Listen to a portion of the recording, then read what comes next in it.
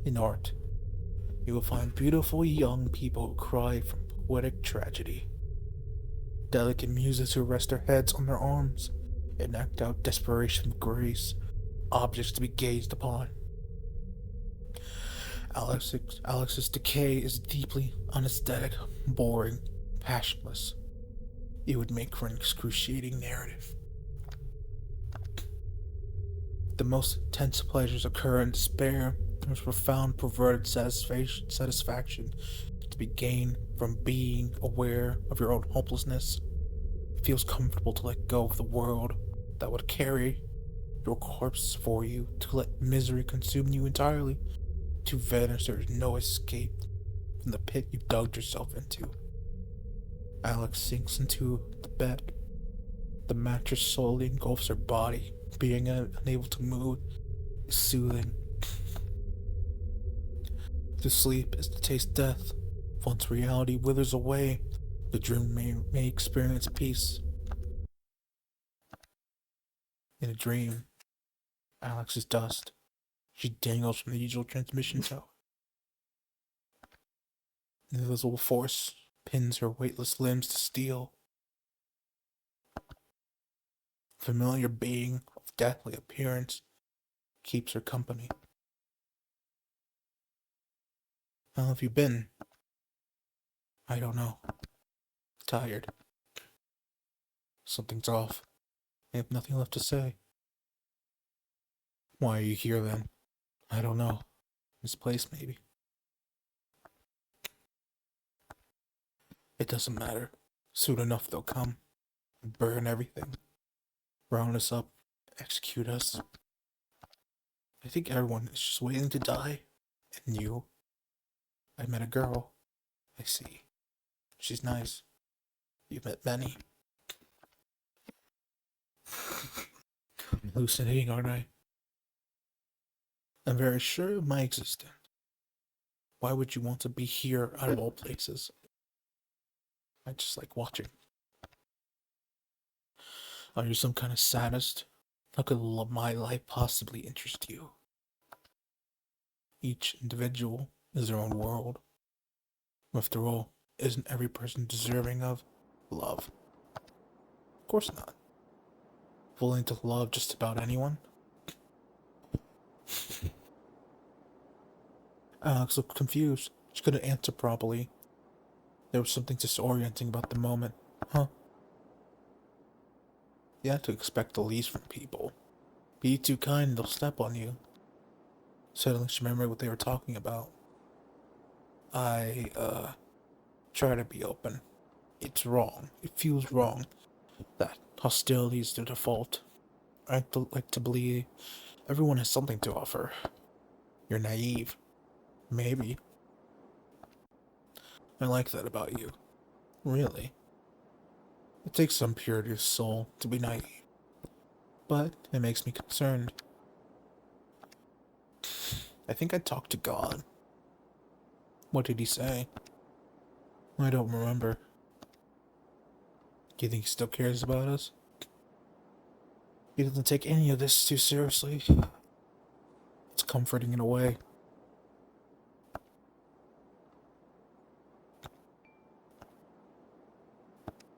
Looks like it's about to rain. Rainy days really bring me down sometimes. It's the opposite for me. I love it when it rains. Really. Why is that? It's the little things, you know. I love the sound of it. The little plee, plee, plick on the windows. It's almost like music. Sometimes the rain will actually play a few notes, and you think it'll start a melody, but it all trails off. It's pretty too. After it rains, the grass and trees can shimmeringly look like they're made of glass. It's hard to describe, but I love how it looks. I get what you mean. I guess I just never paid much attention to it. Most days end up looking so bleak. The weather clouds over, everything's darker all of a sudden. Messes up my sense of time. It's like the day ended sooner than it should. Today's a little like that. I don't know. I find that stuff beautiful. There's a real quality to a day that looks like night. Is this the place? Yep, I'm sure you'll like it. The ice cream shop was nearly empty, silent except for the muffled sound of rain. A young woman who had bags instead of eyes was slouched over the counter. She seemed blissfully absent, detached, permanently gazing into a parallel reality. A jump, probably. Upon seeing Alex, she rose from her seat, picked up a medium paper bowl, and served 2 scoops of the chocolate variety. It was an automatic, unconscious set of actions. Thank you. Thanks. I'll pay for hers, said Alex. She took her ice cream and sat by the window. She cast a secret glance at Michelle. Michelle, her entirety as a person, displayed plainly all of her memories, sensibilities, peculiarities contained within a simple human form. In full view, infinite complexity, made observable. Alice looked at the girl as if it was admiring a painting. There was a universe inside Michelle, one which Alex felt she could reach into, mold, leaving her own fingerprints across her malleable essence. It occurred to Alex that she wanted to touch Michelle gently, to make sure she was intangible as she seemed from a distance. You gotta spend so much on me. You gotta stop spending so much on me. It's cheap. Still. I don't want you to feel guilty. Go on. Taste it.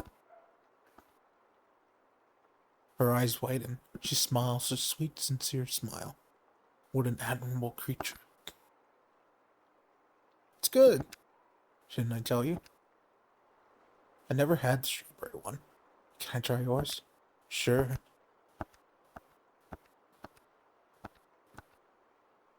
Alex wished the moment had lasted a little longer. It's really good. Here.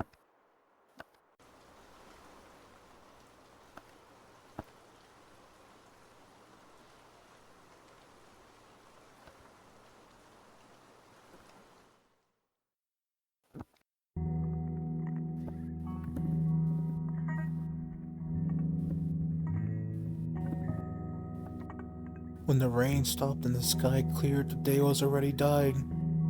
The final remnants of sunshine tinted the town a foul orange.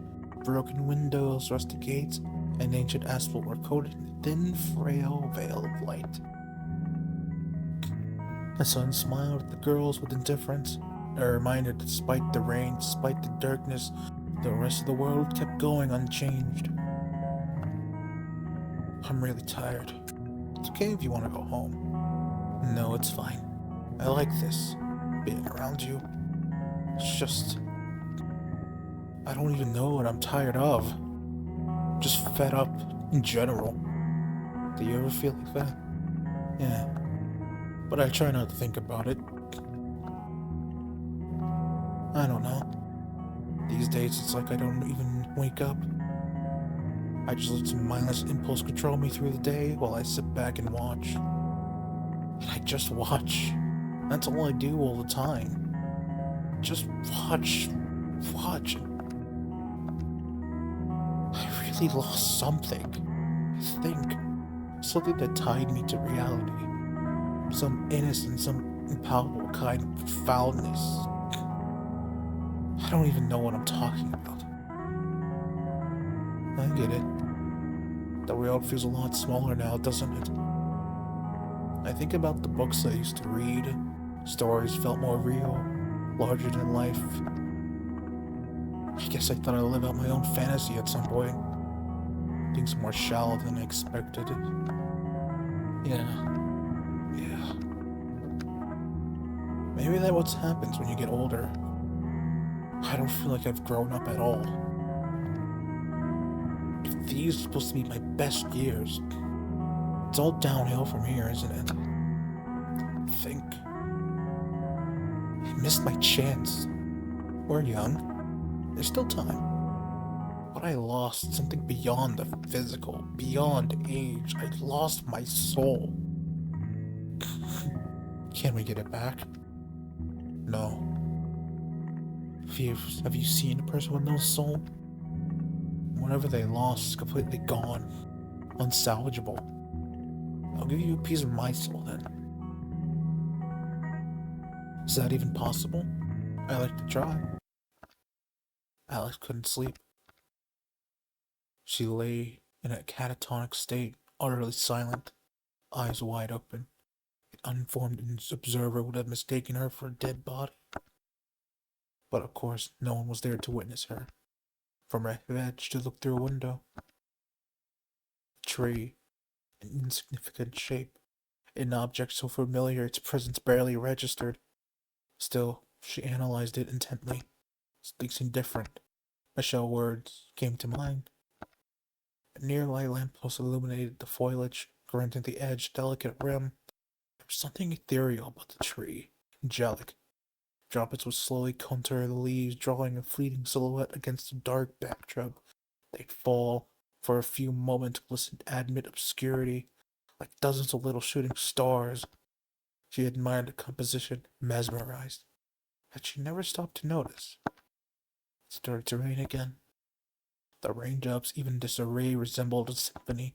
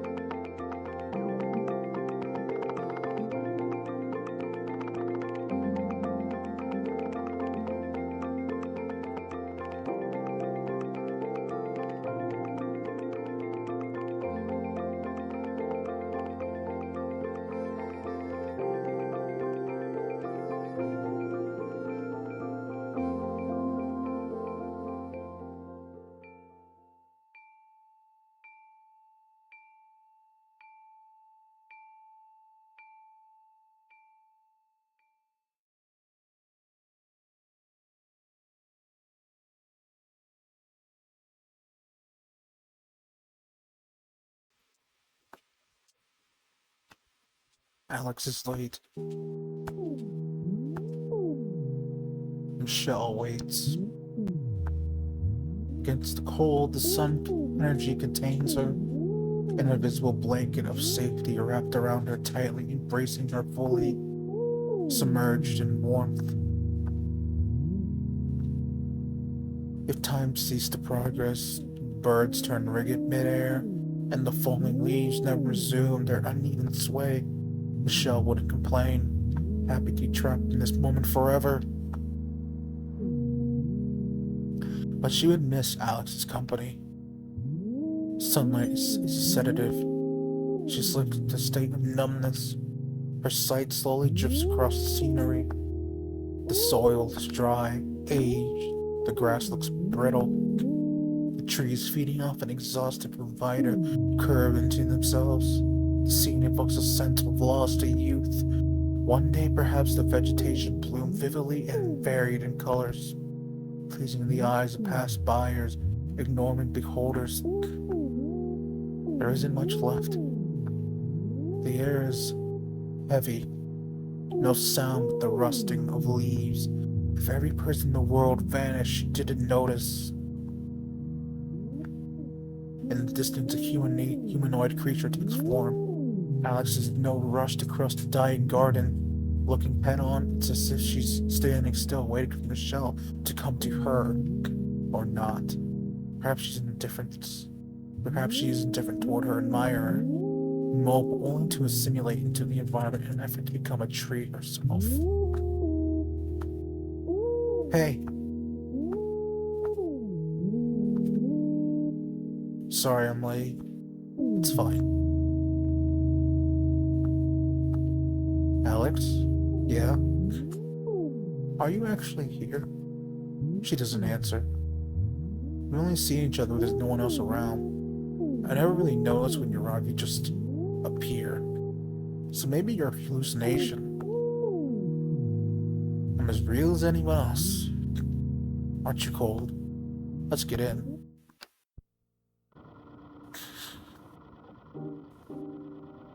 Genuine beauty emerges when the girl is focused. A beauty that can only manifest when she is unaware that she is being watched. She turns a page and adjusts her glasses. Her gestures are elegant and delicate, but assured and firm. Movements executed with no audience in mind. Alex is effortlessly beautiful. What are you smiling about? Alex's tone is indecipherable. It's a rhetorical question. She seems amused. Nothing. You look nice today.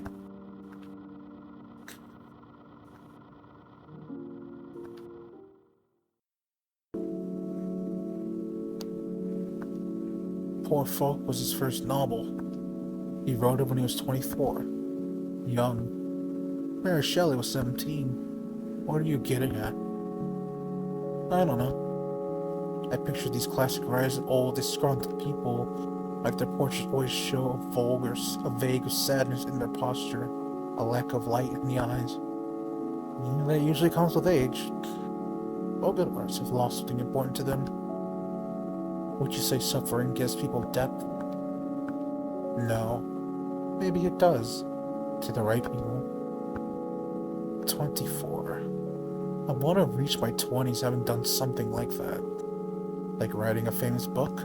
Yeah. Just, something great. That really, really matters. That really makes a difference. Have you written anything? Not yet. That type of skill doesn't develop overnight. It's just that school's been keeping me busy, but I'll start soon enough. One of these days. How'd you like the book anyway? It's a passable mystery story. Nothing worth talking about. Did you like Poor Folk? Yeah. I will not say the name.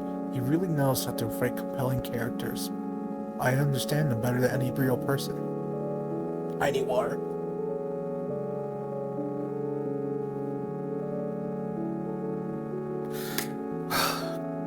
There's so much text.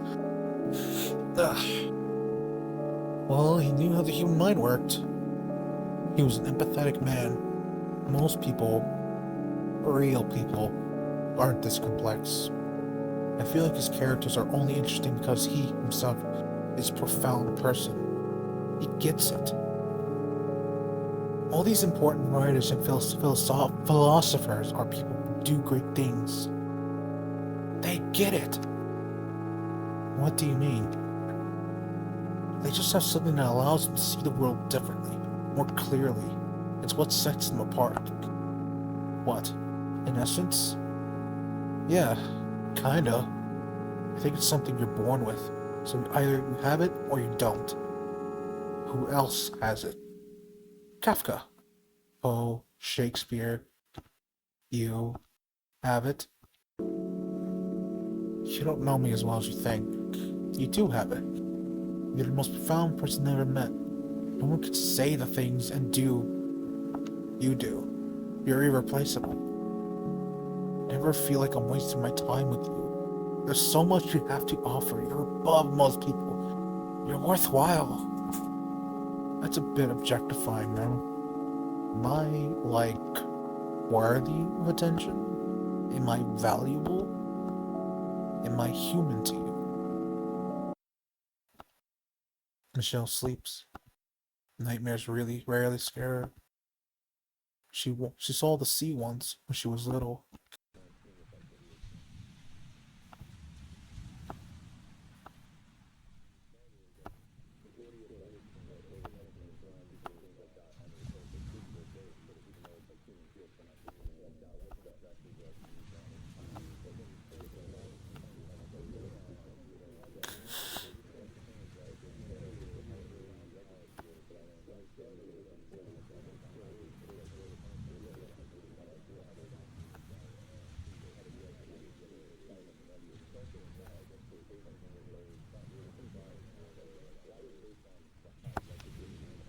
Oh, what the?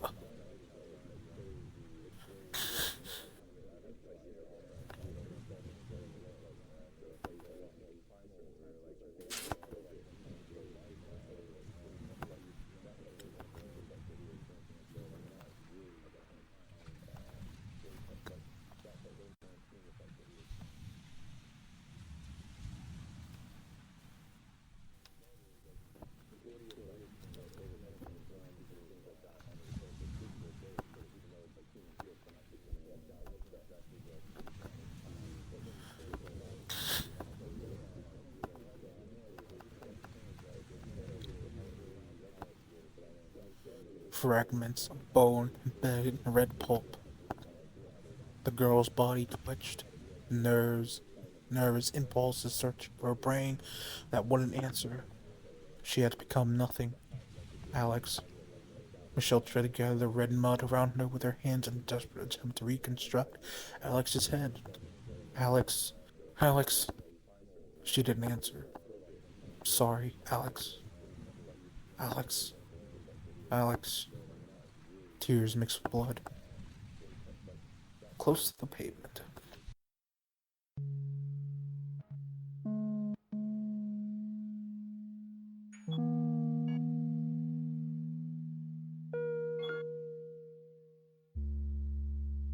This time, Michelle perceived Alex as first. The girl sits alone on the bench, drawing on a notebook. She scribbles, stops, take a look at what she's made, then scribbles some more. She follows a rhythm absorbed in her own production. In this moment, there is nothing exceptional about Alex. She nearly fades into the crowd, merely fades into the crowd. Her beauty is singular. However, Michelle loses herself in the details of her friend's gestures. The way she fits with the pen, she reconsiders the design, how her eyes narrow as she focuses. Her quick, decisive wrist motions is all so mundane, so utterly captivating. Michelle wants to become acquainted with those details. She wishes to see these mannerisms in time and time again for years to come, to become intimate with every ordinary aspect of Alex's existence, to grow into Alex as roots grow into earth. Alex rests a notebook on her lap and looks around. Her eyes dance through the crowd and eventually find Michelle. Her natural expression blossoms into a beautiful smile. The warmth overtakes the senses for a moment. Michelle exists outside of her own body, entirely within Alex. Hey, hi. What's it supposed to be? Dear, you're not very good. I know. It's just for fun. I mean, I like it. It's kinda cute. Did you give her a name? It's a male. Where are the antlers then? Oh. I'm out of ideas. What should I draw? Dog. That's boring. Cat. Come on. You could draw me? No. Draw yourself. I don't know what I look like. It's okay. I can describe it. Let's see. You have kind of a round face, soft cheeks, a cute nose, your eyes, they're like elegant. You look delicate. Really?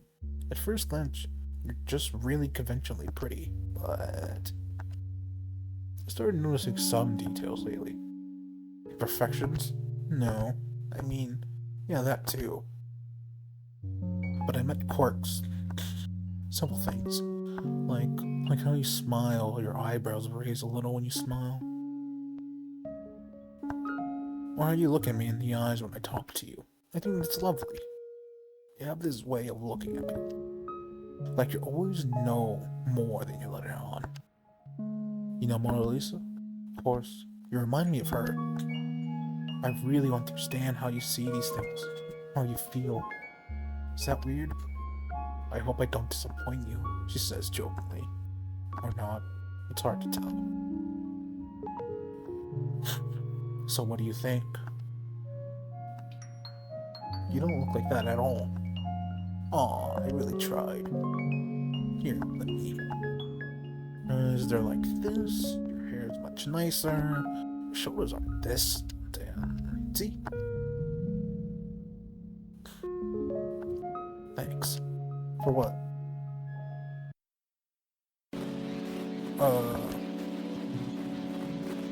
The clouds seem to threaten something, to be a precipice of great change. Some think the rain will come as salvation, washing the sin off the streets, renewing the world so that life can be rebuilt. Anticipation fills the hearts of the fools to still look up at the sky.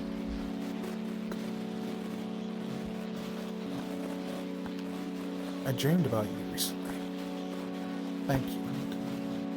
What was I like? Passive. At second thought, it wasn't you. It just looked like you.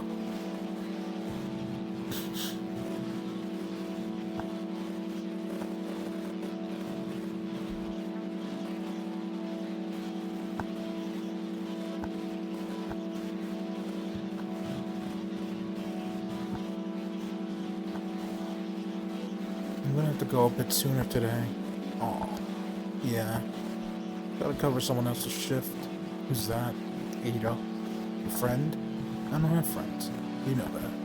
I'm your friend. I think you're more than that. Like, what are you called to who are more than friends? Like, family?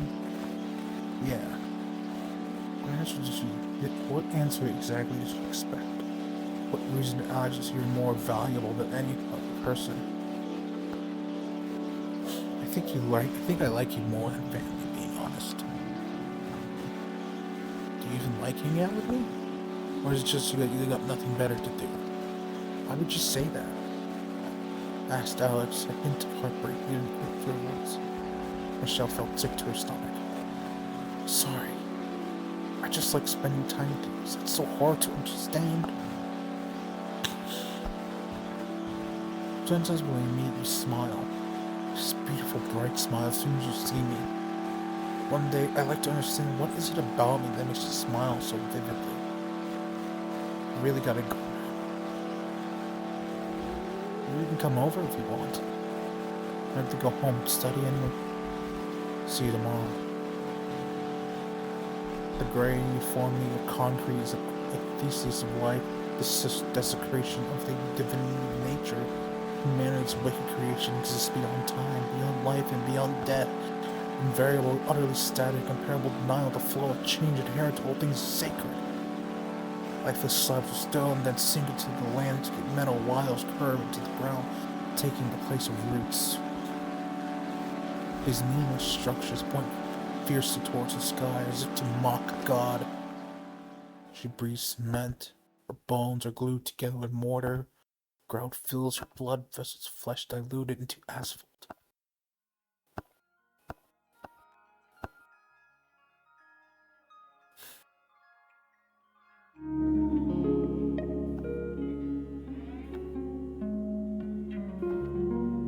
Alex wanders aimlessly. She drifts through town in a stupor, neither fully present nor fully absent. Merely anesthetized, drowning, observing reality through a thin veil.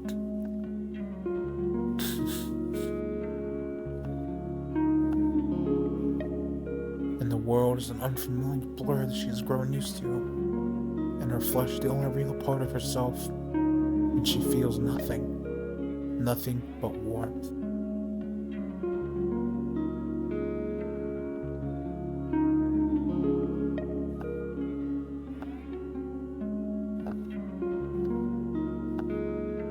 Four girls are gathered under a bridge today, all at least a little older than Alex.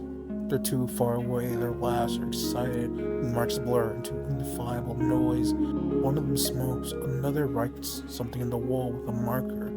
Shows it to a friend and they both giggle. Alex watches from afar. They remind her of an uncomfortable recent past, despite attempts at establishing human connections, occupied most of her childhood. Years had been spent hopping from friend group to friend group, internalizing different patterns of behaviors and manners of speech in order to mold herself into an acceptable person. By nature, however, all of her relationships crumbled, for facades only can be maintained for so long, and empty people cannot be loved. They all end up leaving soon after. In peace? No. Just numb. Fading away from my own consciousness. Soon enough, there'll only be a body being carried by the wind. Your mistake is seeing yourself as separate from your physicality. You are your carcass. I am my carcass. I think I made peace with it. It'll be over soon. Then what? It is your right. Although it will mark her for the rest of her life.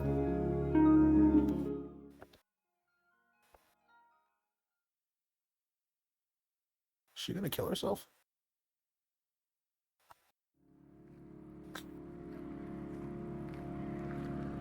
Can you stay with me for a while? Please. When she woke up, the day had already left her behind. Chapter 8, Fallen Tree. Oh boy. A fleshy patch painted the road red. What was left of the carcass, the back half of four broken legs, vaguely suggesting the shape of a deer. It couldn't have been struck by anything smaller than a truck. The girl stared at the formless thing emotionally.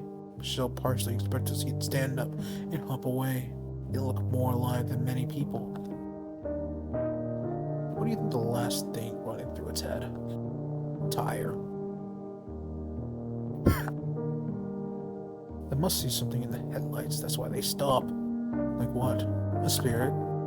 Something beyond this world. Something beautiful. Some universal truth we can't understand. Maybe it's all heaven. I think deep down they know they'll die. And they stare into the light because they can't accept their fate. They go blind by choice. Do you think it can understand its own death? Can we? I feel a had for it. It's just an object now. Still, yeah. Another plane flew overhead. The sky looked partially bleak in the afternoon, colored to decaying gray, as if the atmosphere had been lined with the skin of a corpse. I feel like one day I'll die a horrible, painful death. Why? Seems like a fitting end. Sometimes I look at things and imagine how they kill me. I picture myself falling off railings, breaking my neck, or a car running over me, or someone hitting my head with a bat, and I just lie down there broken, gasping for air, slowly dying, always slowly. Do you want to die? I don't know. Not yet. I feel like I'll kill someone one day. Like it's inevitable that I'll end up resorting to violence. It's not wrong to think of places as people. After all, they themselves are defined by their relationship with society. Humans tend to assign meaning and function to otherwise characterless spaces, develop profound connections with their surroundings. Places then store memories, and they store human life in the process. They acquire a life of their own. However, anything associated with the past is bound to be covered in rust. It's in the nature of civilization that forgets.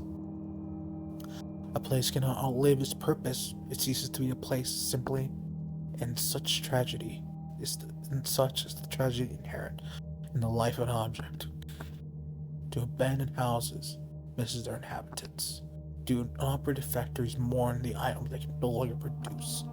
And empty stores remember the customers? Places have memories. Can they forget? What is the essence of a place? Can a structure lose its soul? What do you think they did here? Something perverse. Evil. Yeah. Although they didn't know it was evil. I think my dad used to do work like this. Really? He never gets into the details of it, but I know he did stuff for these mill factory things. Then they started canceling the construction. He'd been out of work for months. Then what happened? Nothing. He just had to make do. Seems it's taken a turn for the worse these past few years. Yeah. My dad always said people were more optimistic back then.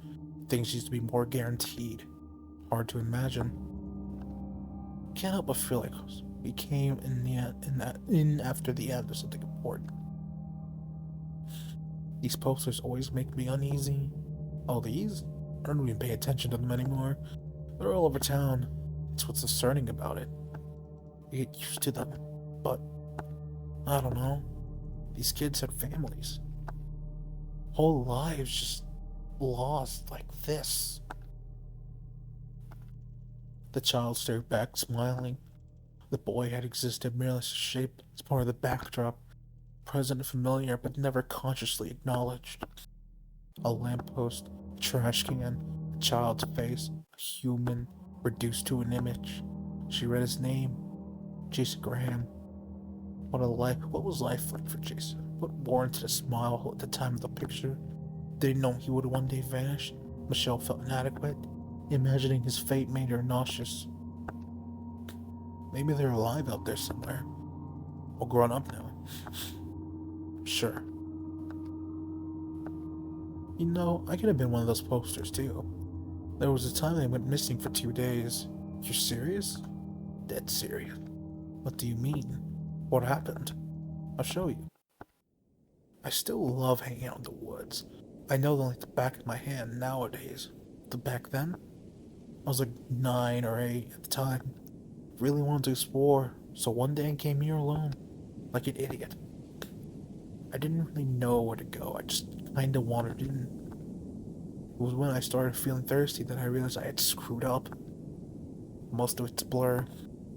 I remember walking and walking desperately trying to figure out where I had come from. But it's like it was going in circles. I was lost, alone, so completely alone, tired, dehydrated, hungry.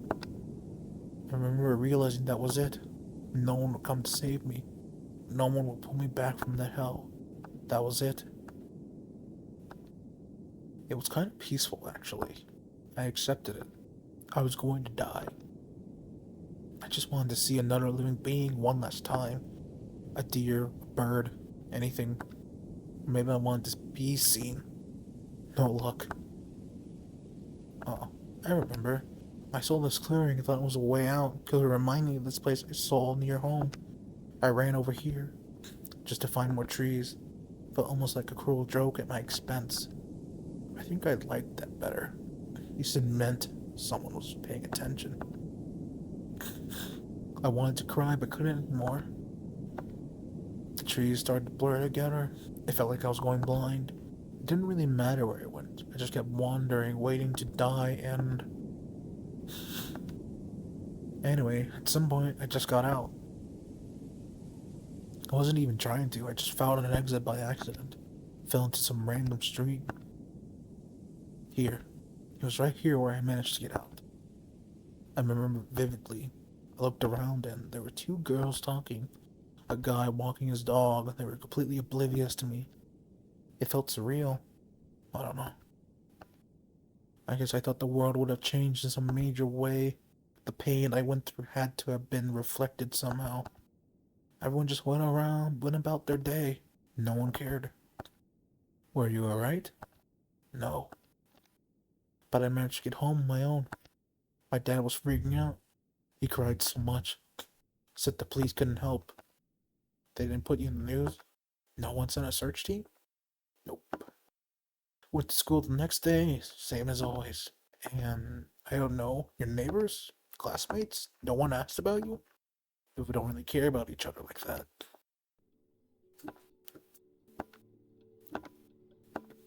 I care about you. Why? What's there to care about? Not like I've done anything to deserve it. Do you need to prove you deserve compassion?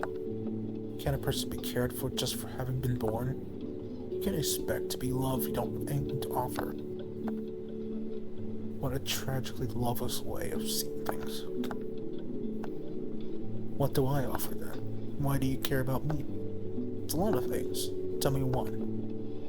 I just feel like there's an intensely profound universe inside you. Depth. It's admirable even if it's a bit intimidating. And you're genuine, honest. Everything you do carries sincere kind of beauty. You're just a lovely person. So it's not what I provide, but who I am. I guess, yeah. It's your essence that captivates me.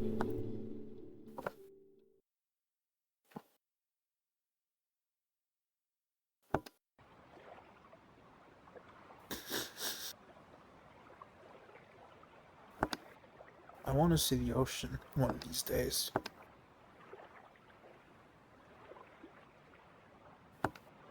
Want to go somewhere else, See different places, different people. I'm getting tired of this town too.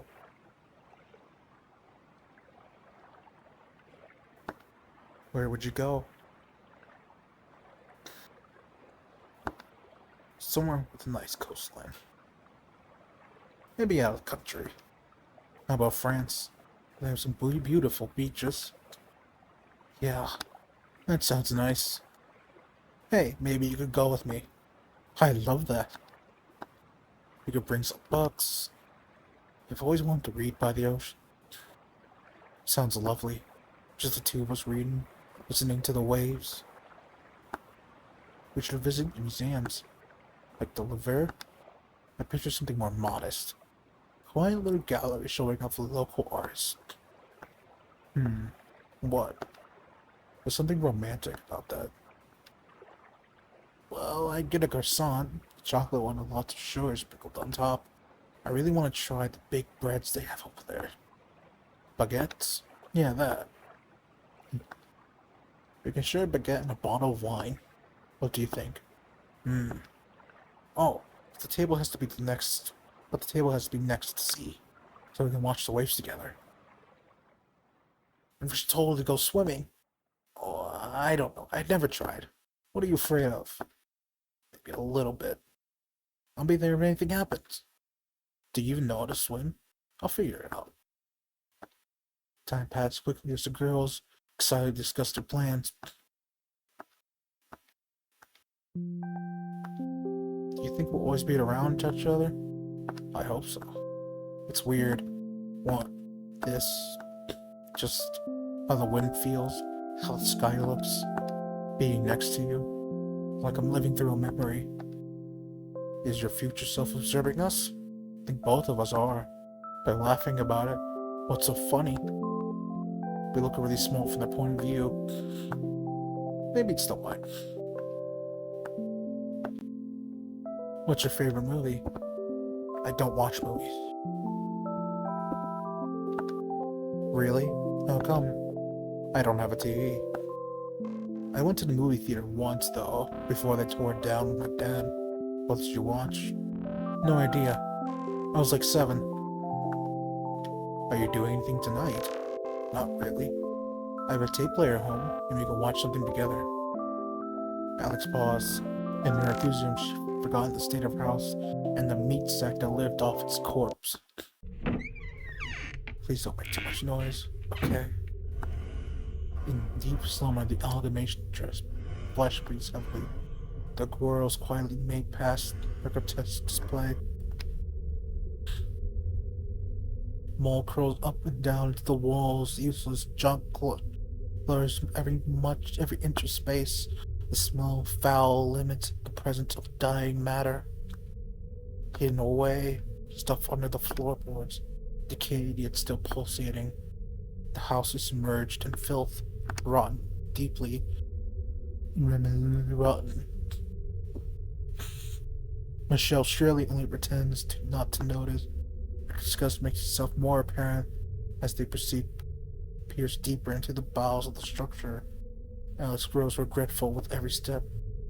Any idea of dignity has been discarded. The truth is clear. No turning back now. They enter Alex's room. Sorry, I know the house is a mess. It's okay. I don't mind. Your room's much nicer anyway. I try to keep it tidy. I could tell.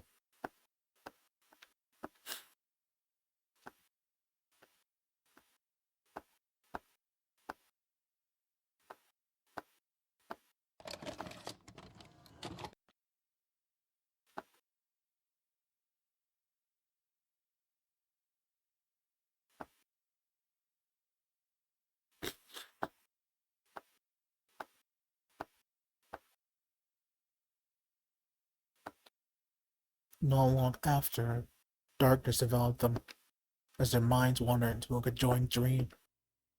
Sleep is to taste death. No, no, you don't cease to be in this world. Sleeping is a state of being. Sleeping is like being loved. Sleep is to exist out of physicality entirely within yourself. To sleep together, then, is to inhabit one another, to join souls. Faceful. Alice wakes up to the sound of her own dream fading away. The early sunlight creeps through the blinds and caresses her skin. Michelle still leans against her, softly breathing. Alex breathes too, for the first time. She looks at Michelle, her body buried into hers, her chest slowly compressing and decompressing. Restful, pure. It's the first time Alex has been this close to another person, this intimately intertwined with another living being, aware of them, aware of their bodies simply, of their heartbeat, their breathing, their smell. Michelle smells like burnt paper. Alex feels Michelle's blood flowing through her fingers and within her own veins. Michelle wakes up to the smell of coffee and toast. Hey, hey, I made breakfast. Thanks.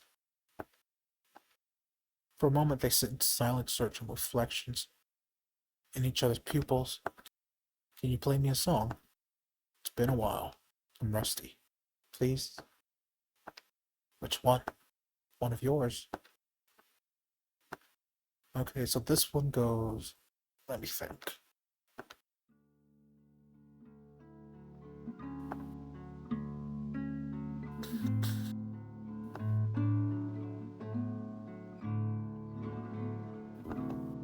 Michelle closes her eyes.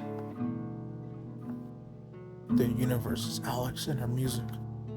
Only nothing else matters or exists. Her smile can be felt through her voice. An angel out of tune. Begins to rain.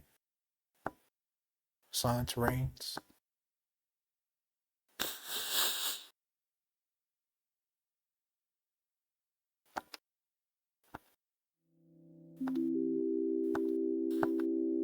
Sometimes I feel like I've known you for longer than I've been alive.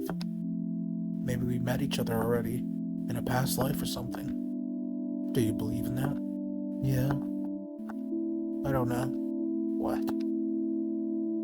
Just seems tiring to go through all this again. Would we come back as different people? As different beings too? Maybe as deer or birds. We'll always cross paths in some way. It's a comforting thought. I like to be a bear. Why is that? They're strong, big. I think I want to be a fish then. A fish? Yeah. So you can eat me. Oh. No, I would never hurt you. No, I want you to eat me. I'd be glad if you did. I don't understand. Just, it's like, I want me, my entire being, to be absorbed, processed by your organism. I want to become part of your flesh. I want that. But can't we just be, I don't know, a couple swans? I don't want to make you suffer. I won't suffer. I'll keep existing, but in a different way. I want to inhabit your body.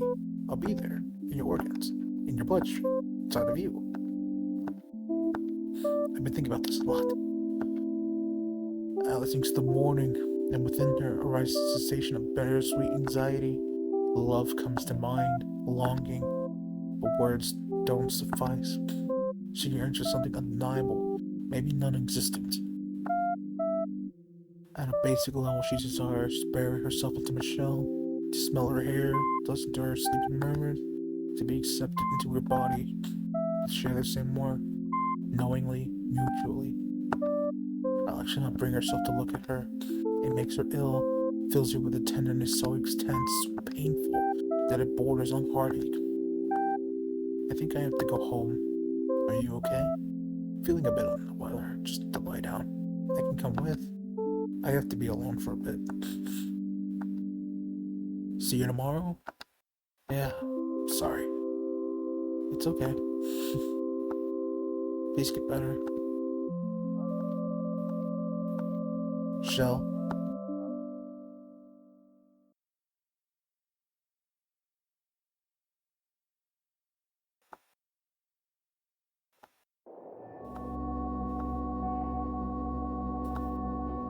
The warm hues of the afternoon fall upon Michelle as she walks home. The air is thick and sweet. The sky looks clear. The flowers borrow some of the sun's light and shine brightly amid the dry grass like small fires sprouting from the earth. Cicadas hum quietly in the distance. No one's around to hear.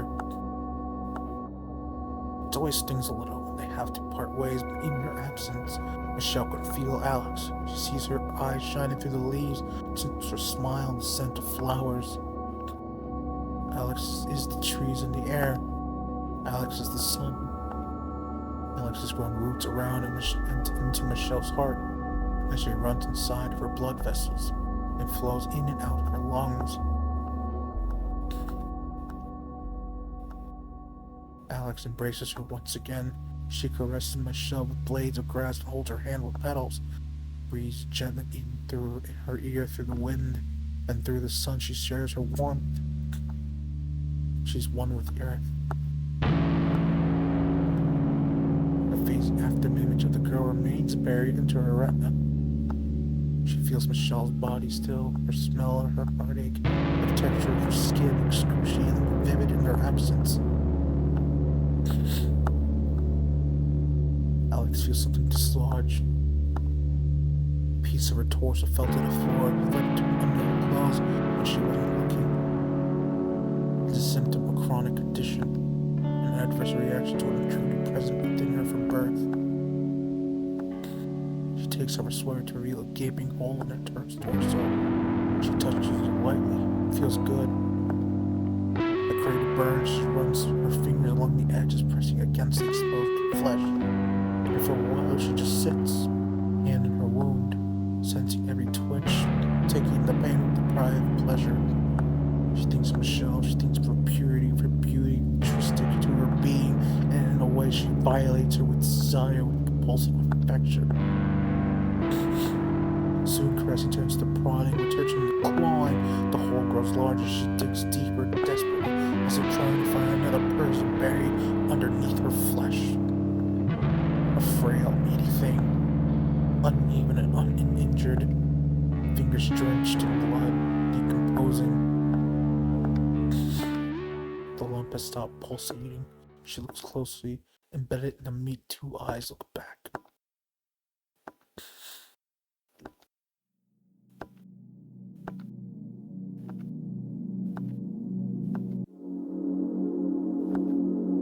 Do you think people can understand each other? I don't know. I'd like to understand you. When you look at me, what do you see when you look at me? Alex.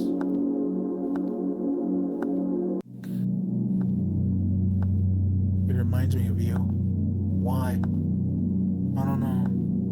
Most things do.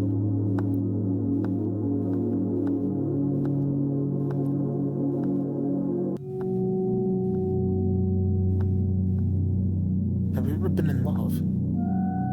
I'm not sure. Have you? Yeah. What's it like?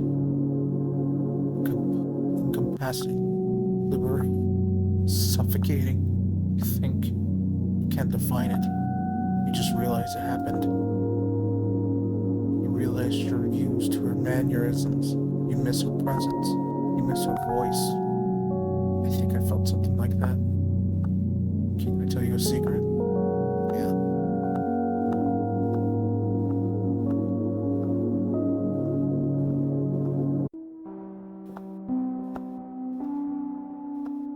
You wouldn't be a bear. I was thinking. Doesn't seem like you. But would I be? I've been trying to figure it out. Something more graceful, I guess. But not frail. I think you'd be a tree. Why is that? I feel like nature is pretentious. Like people. A tree is just a tree. A bird is just a bird. A flower doesn't need to justify itself. I think you're like that. And not that noble. But thanks.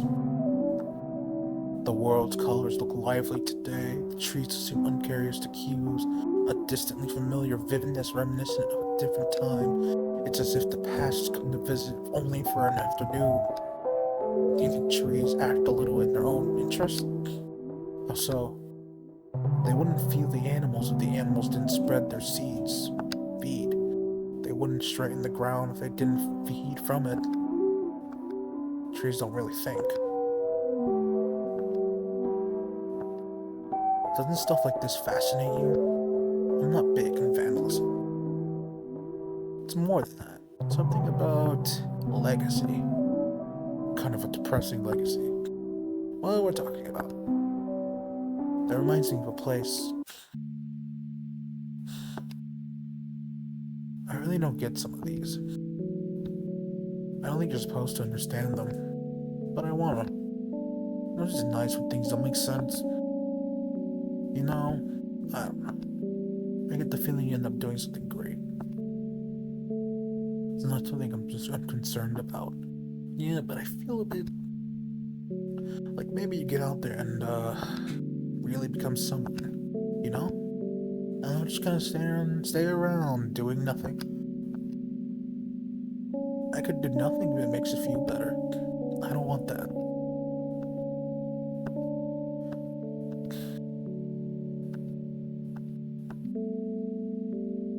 What is it? Art.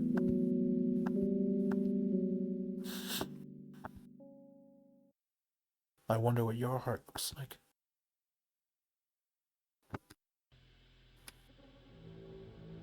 The moon is complete only when loved by the sun.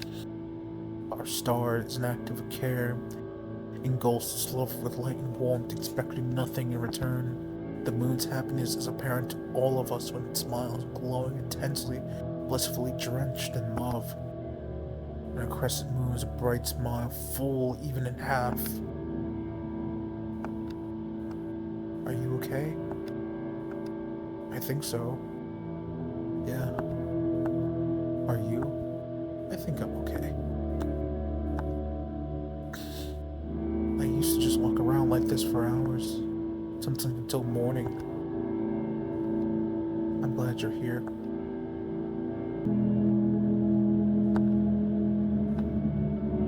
Ever seen something burn? No. You wanna?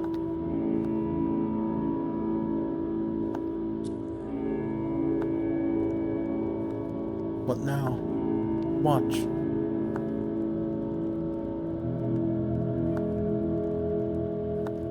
I love you.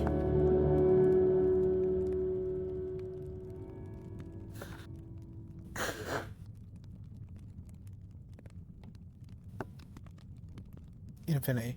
Infinity looks upon our simple world of trees and electricity poles with compassion, our fragility taken with tenderness.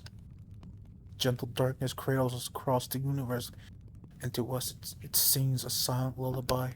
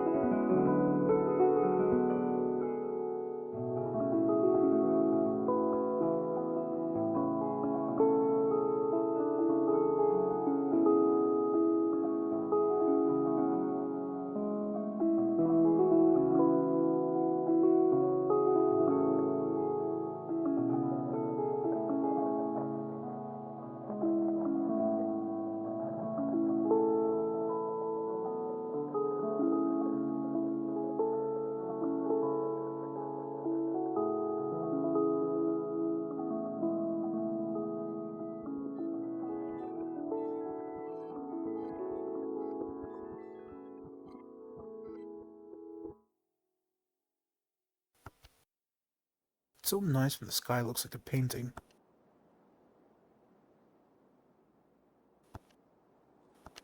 And that cloud looks like a guitar.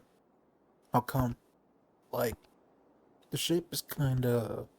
See how there's a long thing coming out of it? The neck? Yeah. And that part is square, thing. Headstock? I think. Yeah, I see it. That one. It's a tree root. Hmm. Or an antler. Or capillary vines. The afternoon is bright and full. So vivid that it hurts the eyes. So they rest in the shadow of branches. The trees themselves are loaded with life, scents, and sounds flowing from the canopies to sweeten the air, and a serenity fills the chest. A soft ache between each breath leads the heart to the throat. A familiar melody catches Alex's attention. Michelle hums it without much thought instinctively. Alex begins to hum along. Their hushed choir accompanies the girls in their walk. Small dissonance. Complement each other, different chords working in unison.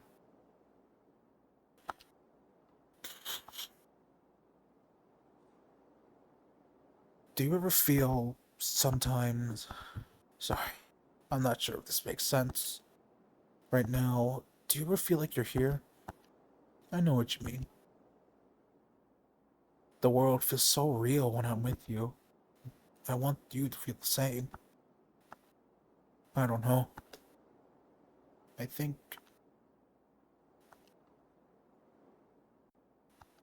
I think... When I was a kid, my mom would drink a lot. Uh, and she would get angry. It would happen so much that I started sensing things when things would get bad. So I'd stayed out of the house until she calmed down. I just walk around town. Often I go to the library. It was nice. A book would be something I could just immerse myself into. I forget about everything else. This one day, I was 10 or maybe 12. I was reading some fantasy thing. I don't know. It was like something vanished. I realized those characters, those events, none of them were ever real. They weren't real people, they were just words, symbols on paper, concepts, ideas, but nothing tangible, just something someone made up decades ago. My heart started beating so fast, like I had found out some terrible secret, something that had been obvious from the start, but that someone, maybe God, I don't know, had been keeping from me.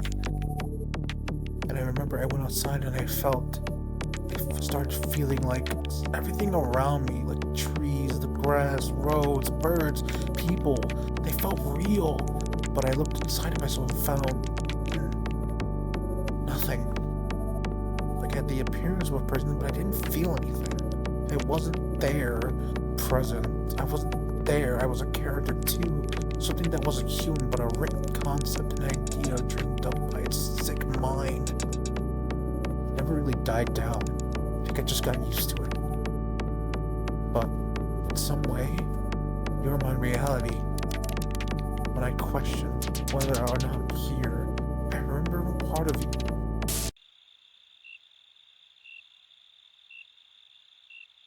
I love you a lot.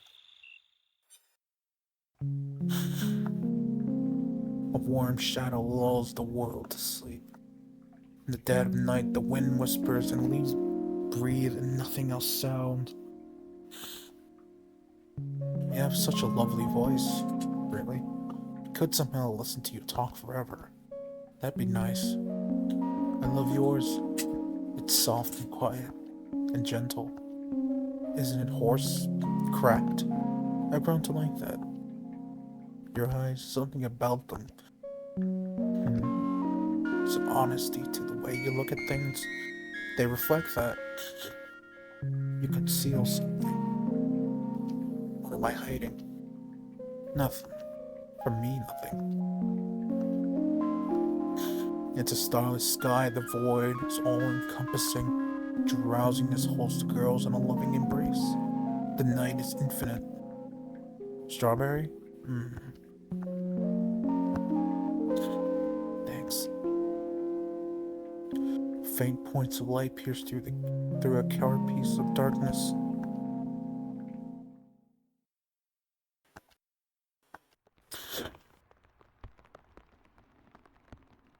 Are you asleep? Not really. I can't sleep. Can I ask you something? Yeah. Can you read to me? Beyond love, there's a sensation more intense. which can't be accurately described in any capacity. Ineffable closeness that once developed between two becomes fundamental to their very existence. It's the experience of becoming, metamorphosing alongside them, into them, merging so intimately both live as a single entity. It's the closest a being can come to a state of unity with the universe. Moreover, the cosmos is itself minuscule compared to such connection. It goes beyond warmth, contact, dedication, codependence. It's existing anew. You experience life alike, and you feel the same sensations. One heart fills both bodies with the same blood. One never-ending sense impulse to both brains, in such a way that when one caresses the other, both feel their own touch. The relationship replicates an ecosystem. The sunflower and the bee, for instance, guarantee each other's existence. Roots grow into the earth to straighten it and feed off its essence. The bird eats from the tree and lives within the tree.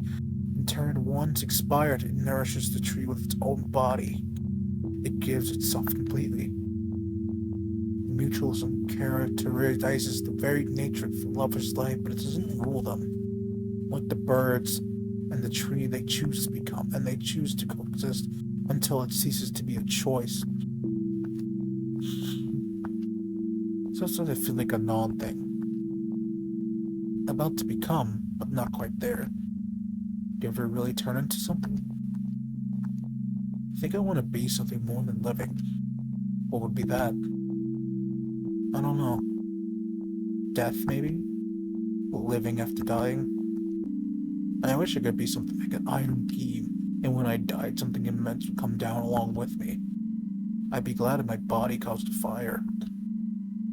I'd like to be something. Something that's there, you know? I want to be able to point to myself and say, that's me. Definable? Tangible. I can touch you just fine. See? Some people become lawyers, doctors. They are just things you do. Only animals are that can't not be. A crotch is disgusting because it's just itself. It can't help it. Unclean, pure. It's some primitive thing that doesn't even understand itself. You gotta be unaware to be pure. Yeah. Something's patronizing about that. I guess cockroaches have something to be regardless. Cockroach is born a cockroach and stays that way her whole life. Being a person is imposed. You have all these ways of being and never one way or the other. It never felt natural. Would you still love me if I turned into a cockroach? Kafka? No. I mean, yeah, I guess. Like a normal-sized cockroach. Will you keep my memories? Will you keep your memories? Yeah. I'd still love you. I'll just carry you around in my pocket. That's okay. That's okay.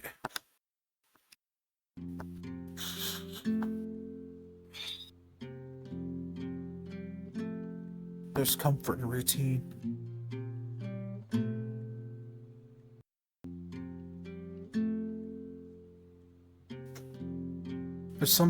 There's comfort in routine. A subtle satisfaction in living fully the most trivial moments. It's freeing to see the now for now, to live each inhale and exhale, breathe nothing else. There's comfort in reliving the same moments, observing the most inconsequential details, growing intimate with each other each hour of the day, reflecting the quality of the sun as it peeks from behind its covers in the morning, as it bathes life in the afternoon, as it fades in the evening. To grow intimate with the sun is to understand how light bleeds around the edges, how it reflects off each surface, and so much of what we witness the sun is through indirect means. We witness the light on the moon and the soil, intermediaries. It sees us in our totality, while we here to look. The light is still denying death, illuminating eternal day, which is eternal for as long as it lasts. before time, nothing had aged, and things were simply were. Death and decay were indistinguishable from life, and the world was closer to God.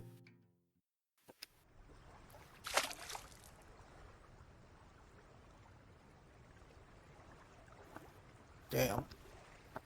You're just launching the rock. Look. See? Let me get in there.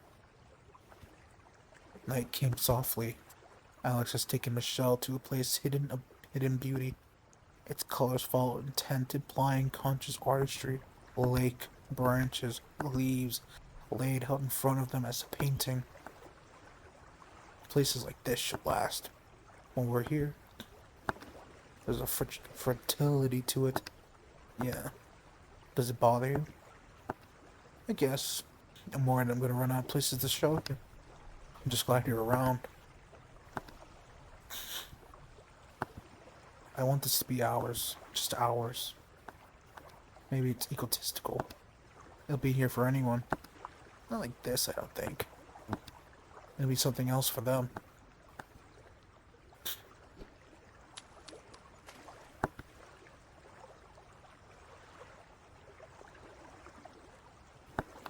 Nice. I'll be seeing a friend in a few days. Who's that? Jamie. We were in a band together. It's been a while. Michelle felt a faint twinge. Wanna come?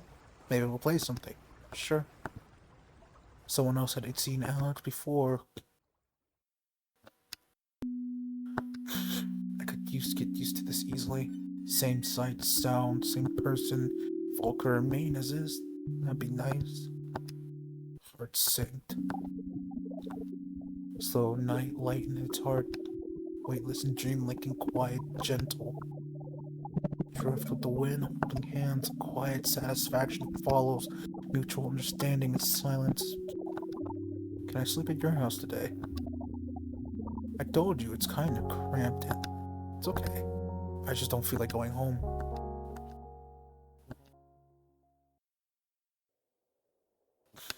Michelle's home is tight and cold, but welcoming, tidy and modest. Two made beds occupy most of the space. A discreet corner house of a small fridge, a microwave, a cupboard, and a sink. Besides that, there's a door leading to the bathroom, and nothing else. Moonlight from a single small window partially illuminates the living room. Michelle doesn't turn on the lights.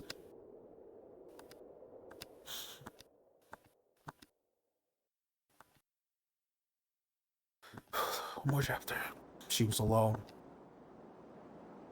A group project or something other arbitrary affair had seized Alex for the day, and so an inordinate ache paralyzed Michelle and drove her to premature mourning. Since left within her chest a black pit, she had difficulty breathing.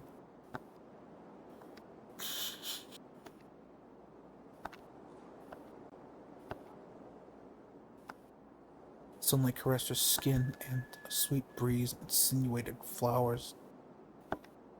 An unexpected satisfaction. They appeared along the passage, welcoming her to their home. The scene would die with her. From a distance, she heard faint music and faded voices. She followed them further into the cemetery.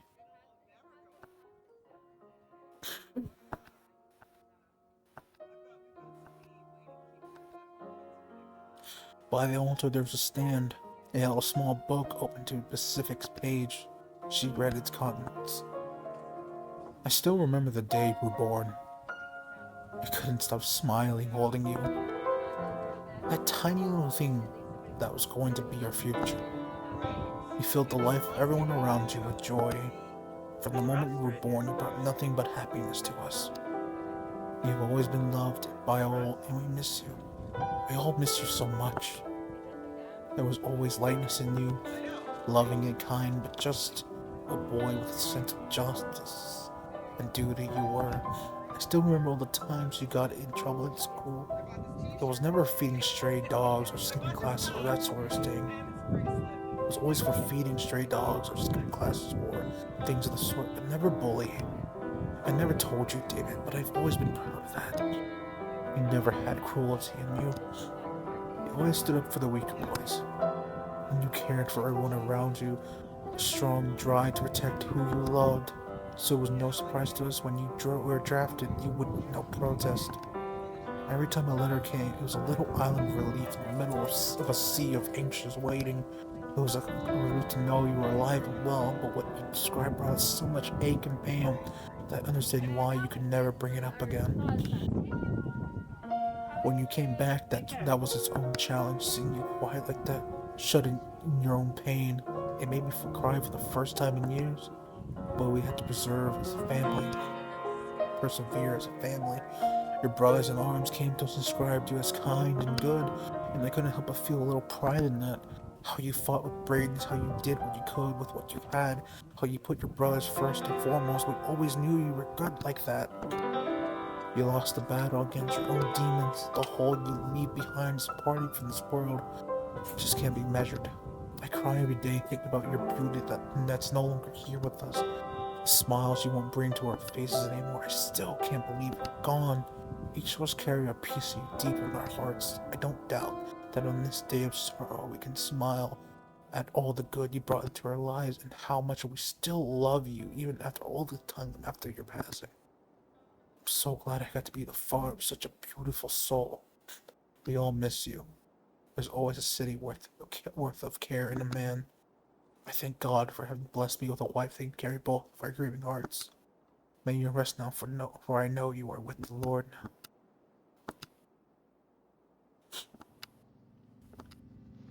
The little plane flew overhead, a sound she is all used to.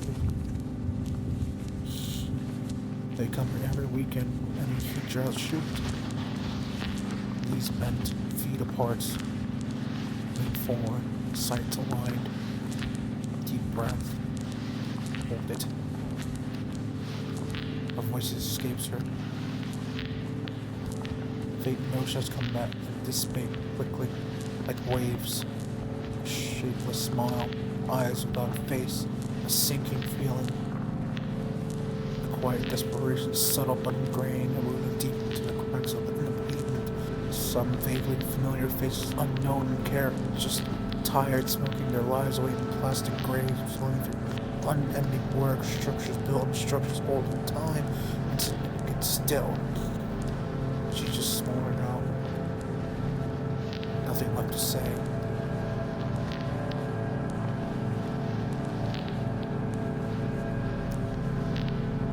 I can't read that.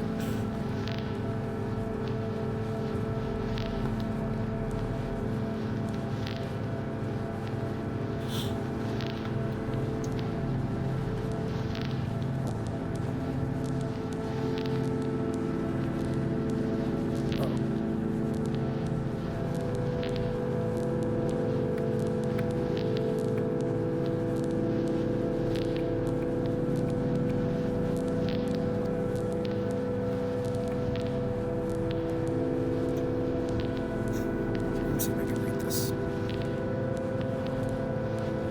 I'll take a picture of my phone.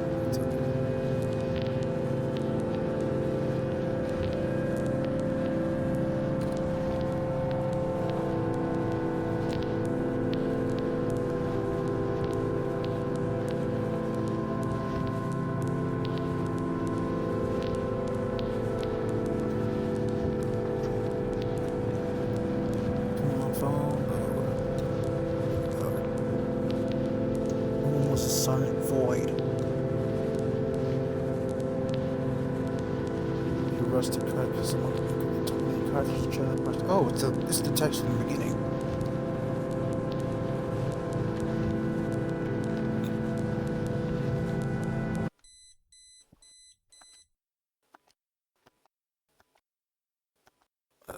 Dad? The town remained still and pale. Small ash-like specks dotted in the air, fall gleaming from some great dead thing in the sky. Washed out walls and roads melted into a blurred, shifting image glazed over. A shell she hold herself to school. Broken structures and empty yards. Faded confessions sprayed onto torn down walls. marks declaration.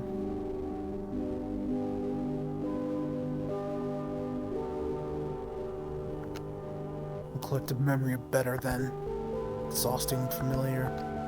Indifference is the natural outlook upon the world. Nothing exists beyond self. Egotism goes unspoken, but it's there. And without a self, it's there. Gazes averted to the inside of the skull. Eyes meet in the moment of transaction, all in my best interest. She felt inadequate. From a distance, she saw a man. Missy, you're one of them, aren't you? Who? Them gooks. I don't know what you're talking about. I'm sorry. For what we did to you, see? We had no choice then. I had to be there and protect the country. See? I wish I hadn't. It's okay. I don't take it personal. You okay?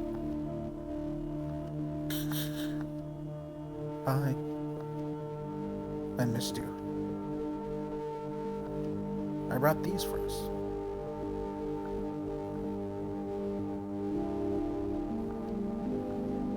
They sat and ate strawberries in silence.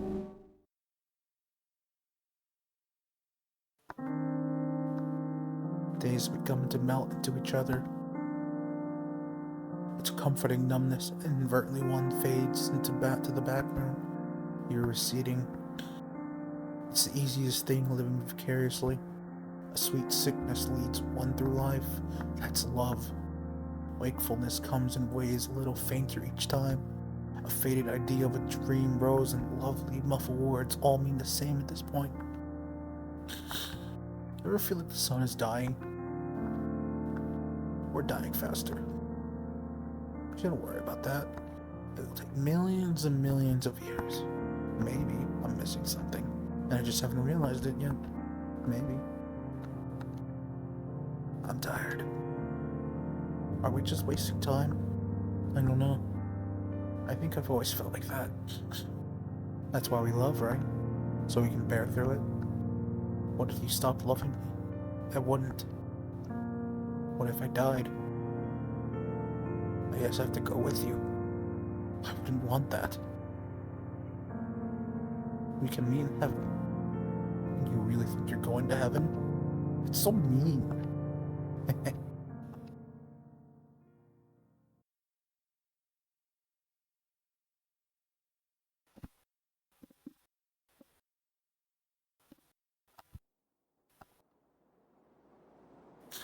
You there. Where are you going?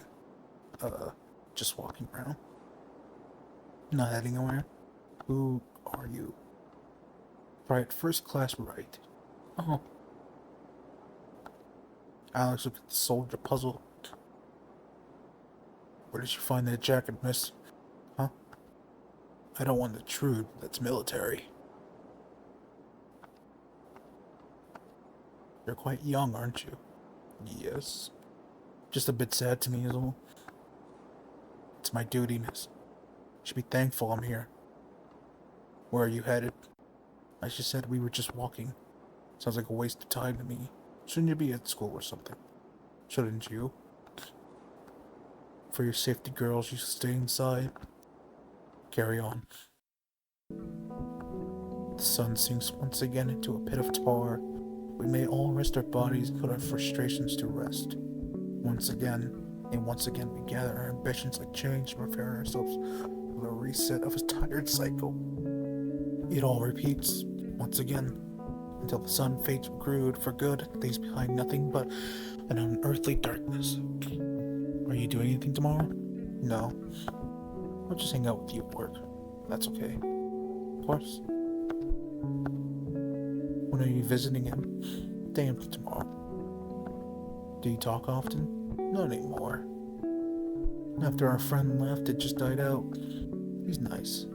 I didn't think we were close. Tired. It's pretty late. I'm not sure if sleep's gonna help. Let's go home.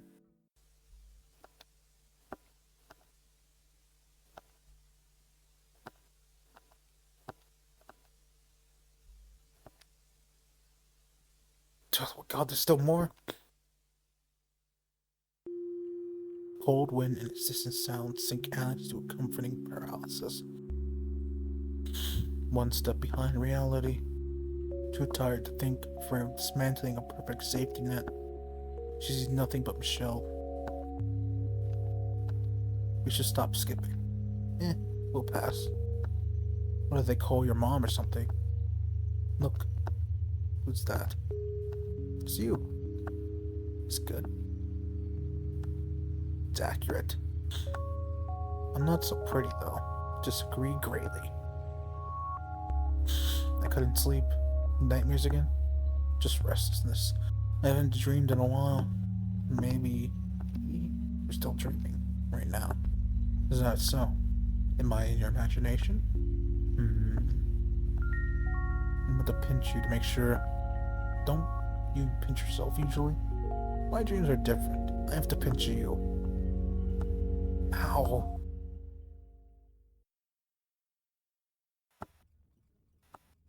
There's something cozy about this place. Really. Calm, quiet, dead. I've been here too long. Richard still comes. He depresses me. Why? Could be my classmate. Do you want to do anything when your shift's over? Maybe. We'll see. Sure. A movie, maybe? I'll be right back. Anything else? No, thank you. Are you ever afraid? Yeah. I'm terrified.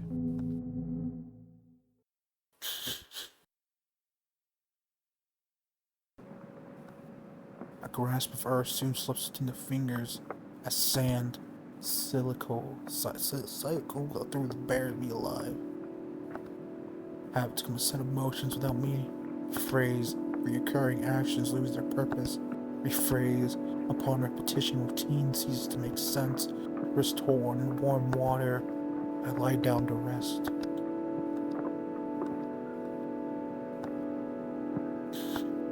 When you're young, it always seems like there's a way out. The world is full of ways out. Warning comes with age. Maybe we came in at the end. The best is over. Yeah. Now what? What? Do we just lie down and die? That's a vile way to put it. Life still happens. People still work. They buy things, they have kids. That's it. That's it. You happy like that? There are only so many ways to describe the swaying of trees. There's a numbness that envelops you. Another plane flew overhead. Just doesn't feel very real. Do you mind that I know? No. Is mine real? Do you feel like it belongs to you? I guess. I think it's real. Is he nice? Yeah. What if he's weird? Like about us? He's not like that. You sure? I know him. I'm sure.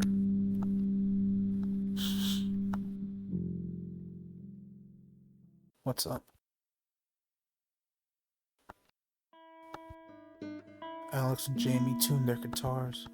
Michelle watched. Did you ever get around to watching those movies? There was this taxi driver. What did you think? I liked his big jacket. Your insights are remarkable. Give me a break. It was 3 a.m. I was half asleep. Oh, I'm serious. I think I enhanced it. I couldn't really tell if I was dreaming. It's kind of like that movie. I watched the Silence one too, with the woman. How was it? Weird. I felt like I had known her for years. You're cool. I think that's it. What are we playing? Taylor's? I'm not even sure if I remember that one. Duet? Yeah. Sounds good.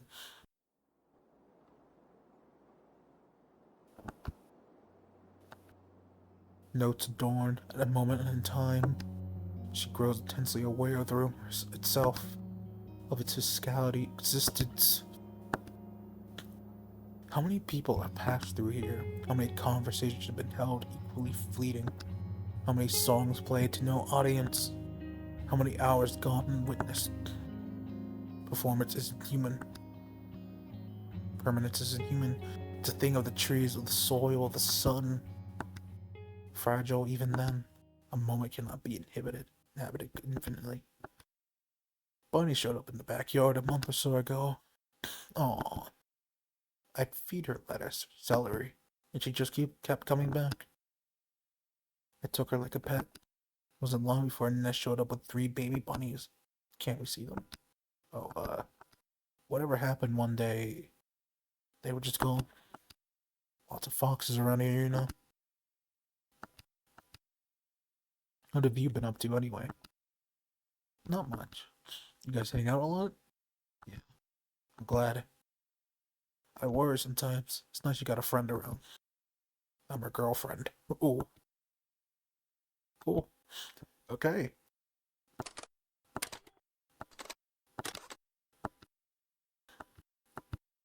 It's been a while. I don't come around as much either. It was more about hanging out, I guess. Strange. What? Nothing's changed. Did. I got accepted for that scholarship. Oh. Surprised? I'm happy for you. Thanks. I wanted to say my goodbye. Do you see anything beyond this? Going to college, becoming a lawyer? Is that really any different? Yeah, I don't know. I just to get out of here. You know, I gotta do something. When's your first semester? Next year, around September. But I'm leaving Saturday. Seems like you're in a hurry. Can you take a picture of us? Yeah, sure. Be careful up there, okay?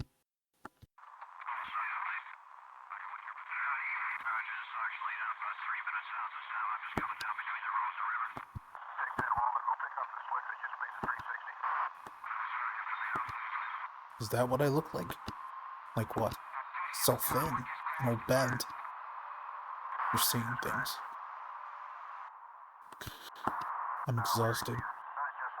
Yeah.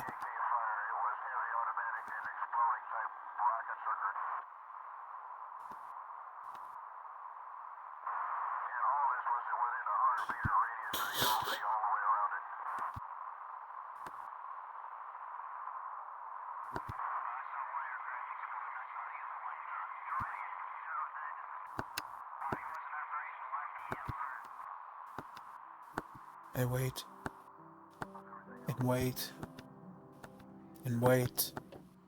The long continuous numbness, but something shifts. Connection conceives life. I find you within. Take care, please. Make sure you've been eating. I'll see you tomorrow. I love you. Part of me, conclusion, an answer, familiar feeling, but never quite defined. I imagined us as one, fading, but you falter first, and the lights leave your eyes. Sleepless nights, restless, it's repetition that carries me. There are only so many ways to describe the swaying trees. There's a solace that envelops you. There's a tenderness that persists when days feel rehearsed. I'm tired. I've just been waiting. Harsh noise lingering. Always known. Blindsided by nothing really. I love you. I want to stay for a little longer, if that's okay.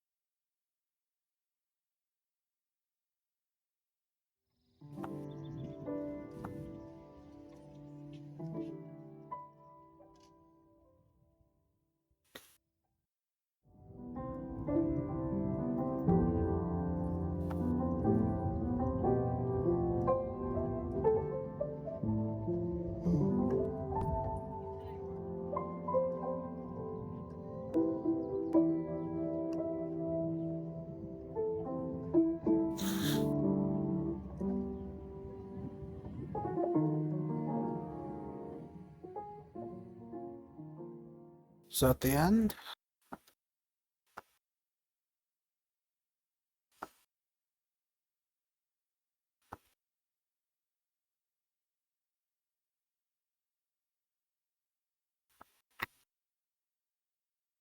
okay, come on. Did you get through, stranger?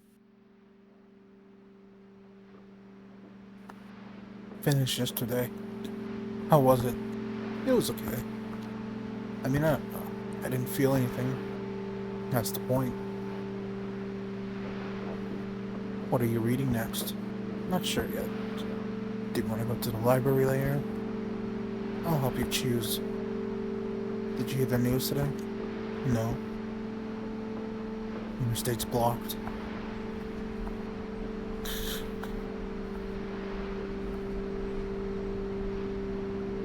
It's about an empty woman.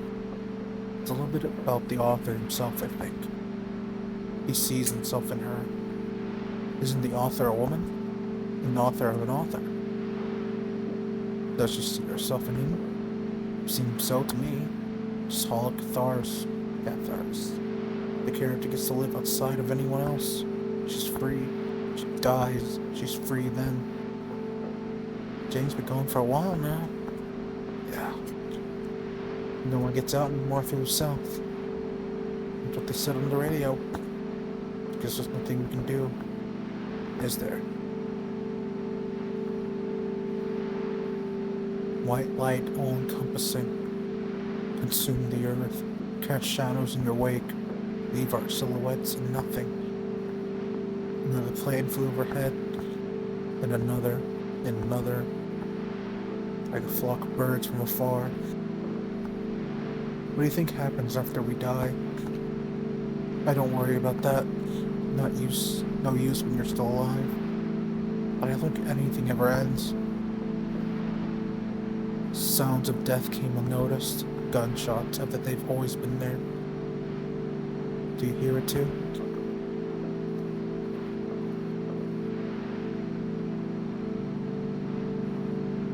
The streets we passed through were empty. Maybe everyone was hiding in their homes. Maybe they had left already, and we never noticed. I could hear the gunshots still.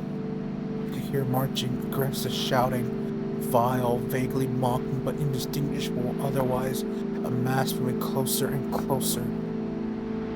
You think it'll never reach you. Things like this happen to others. Always to others. Where are we going? It's not safe for town. It was dense and suffocating. Roots and branches reached through our path like they were grasping. So black, we were sinking. I couldn't tell how long had passed. I couldn't feel my own exhaustion. I remember stumbling, your hand holding onto mine, parting through thoughts of death. I was so sleepy. Like none of it was real. Like it would drift away if I just closed my eyes and I'd be safe. I wanted to lie down, then I wanted to let the darkness envelop me. The ground looked so comforting. I think death is lonely. You can be surrounded by people, but it's something that ends with you.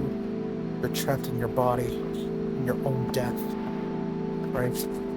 I don't know. I think someone was shooting past us. I couldn't look back. Sorry, I couldn't look back. I prayed silently in my head. I didn't want you to know then. Gunshots still rang loud until they turned into noise I knew was meant to decompose.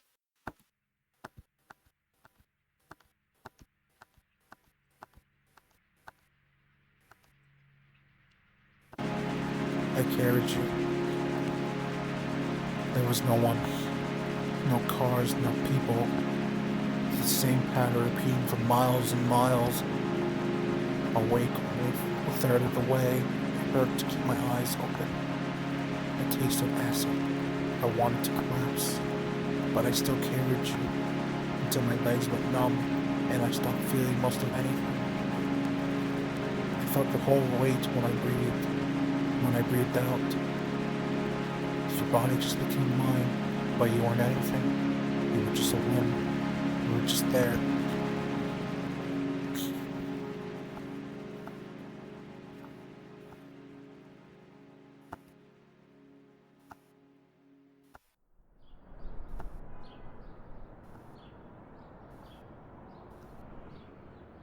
When I first left the hospital, I don't know. It was kinda cold. There was a faint breeze. The world was still old. Felt older than anything. I felt something swell within me. It was like an urge to cry, but I didn't feel anything. It's like I had been here as a kid.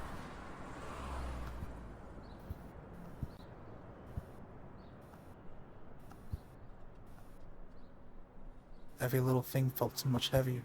Buildings and people, cars and trees held the world of so much energy. I've been tired.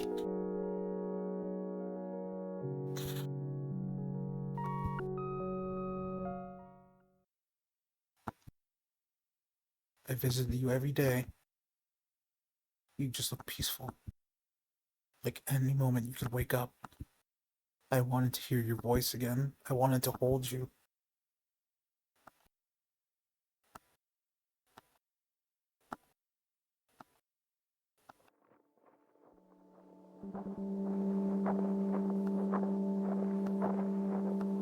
Hey there.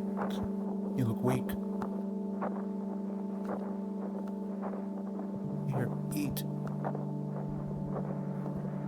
Sorry, I just have these. You're not gonna be around for long, are you? I started at a new school. Starts to go by unnoticed. I don't mind.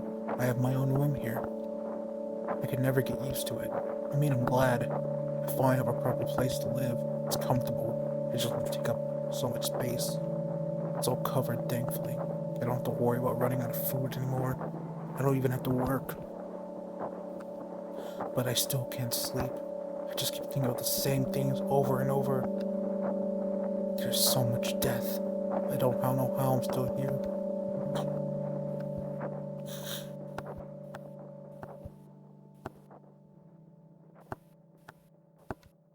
I wrote something yesterday. It's not impressive, but I want to read it to you. After weeks of incessant rain, a breathless dullness hangs in the air. The trees sway but never move. He moves but only to pass.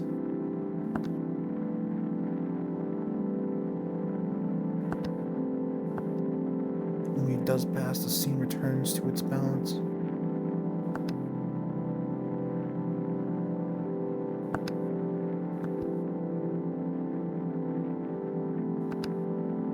If he were to greet himself as a child, the man knows he would not be recognized in. But he doesn't mourn. He doesn't. I don't like the rest much. I wish I had this certainty of grave. I don't know. I think about my dad a lot. I'm starting to forget things. His eyes, the texture of his hands, just empty space. I don't really know what to do, but I have to remember him. Sometimes I look at something like a set of stairs or a shack somewhere. It's like I'm seeing someone's memory. I wanna be a part of a place as much as it is part of itself. Does that make any sense? But I think it only exists as memory, or as something outside of you. There's a permanence to art. It's kind of like that story you showed me. I guess I always expect it to take shape at some point.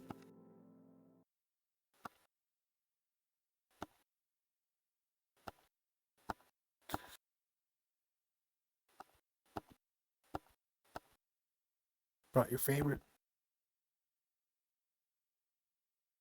Can I? You're the sweetest. I wish you would hurt. See, the passage of light with its weightless sorrow as he gleams outwards to black night fills his room right there with him. In the tree, the ocean pulls along the sand, the trees, the asphalt, all people. Waves remain. He allows his body to be carried away of soft pressure against his bruises.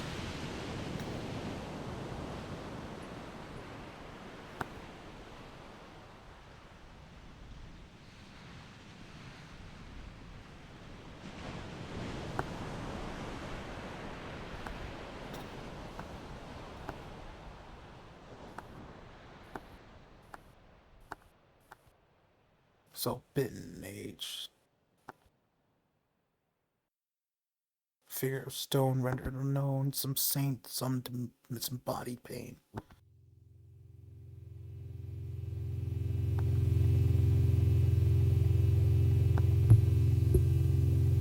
Half awake of falling inward, muffled crashing.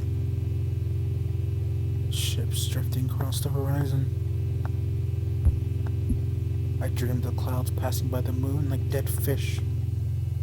I dreamed a snake coiled around a power line. I dreamed I saw the sky beneath the sand. I dreamed my father was made of flowers. I dreamed salt water flooding the forest. I dreamed a knife. You ran it across mine. Tied them together. We lay down. The lips were moving, but I couldn't hear.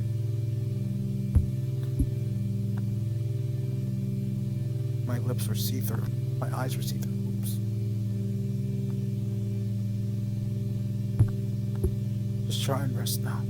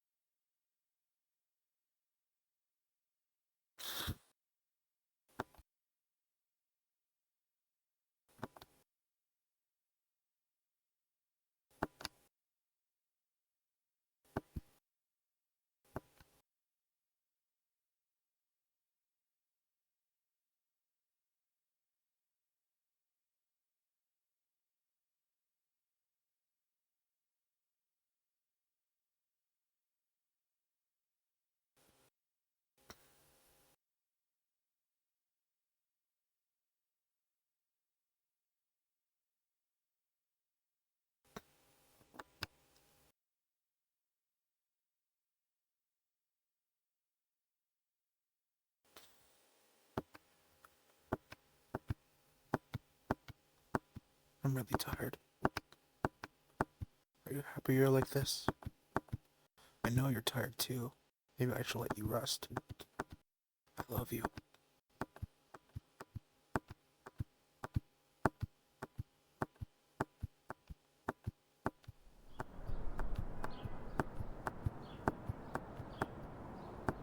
Hi.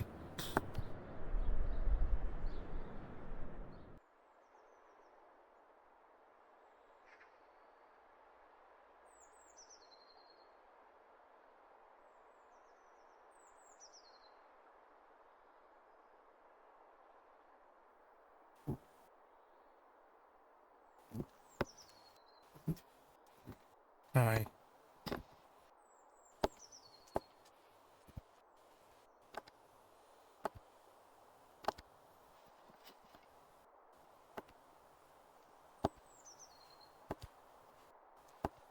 It's really good. Thanks. I tried.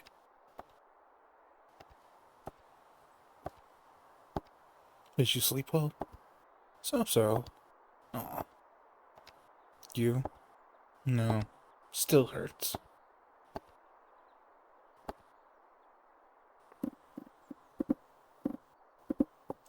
At least I got to write a bit last night. Oh. Oh. What about? Can I read it? Sunlight casts leaves on the sand and sweeps across the vacant room. Windows wide open, all draped in white. Faint notes from the next room. I've been here before. I've been here where someone else has. Some 5 feet away, transparent, muscles sore. These days just feel like a rest. Warm today, shadows swim beneath my feet. The air here is the same as there. Home doesn't contain anything, but it's nice.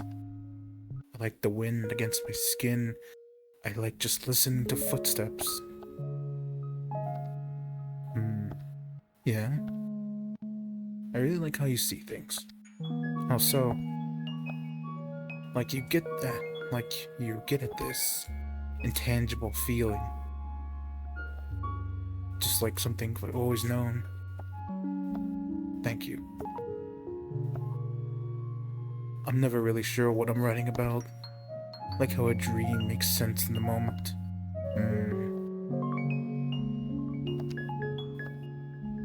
I thought you'd be somewhere else at this point.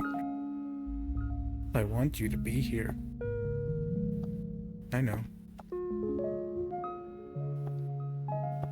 Yeah, I know.